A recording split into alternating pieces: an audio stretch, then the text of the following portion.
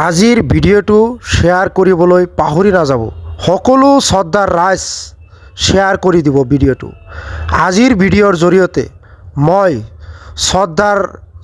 শ্ৰদ্ধাৰ ৰাইজ তথা টিচাৰ মেম লগতে মৰমৰ ছাত্ৰ ছাত্ৰীৰ লগতে দোকানী ভাইসকলৰ হৈ নৱনিৰ্বাচিত বেচিমাৰি ব্লকৰ সন্মানীয় সভাপতি হামিদুৰ ৰহমান চাহাবক এটা কাতৰ আহ্বান কৰিম।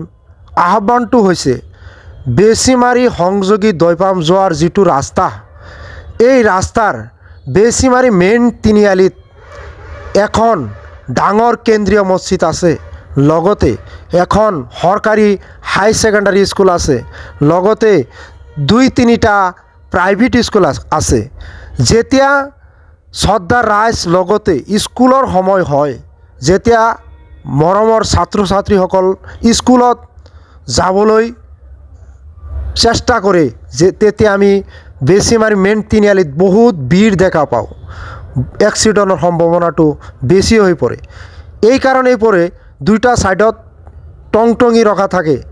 এই টংটঙিৰ ভিৰত শ্ৰদ্ধাৰ ৰাইজ তথা মৰমৰ ছাত্ৰ ছাত্ৰীসকল যোৱা অহাত কষ্ট হয় আৰু এক্সিডেণ্টৰ সম্ভাৱনাটো বেছি হৈ পৰে।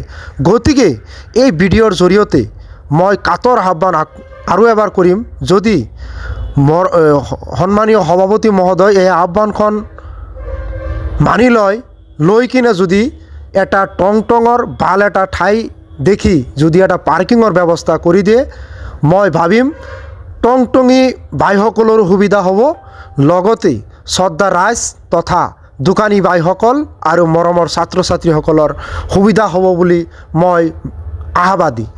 গতিকে সকলো ৰাইজৰ সুবিধাৰ্থে তথা বেচিমাৰি অঞ্চলৰ সুবিধাৰ্থে আৰু দোকানী ভাইসকলৰ সুবিধা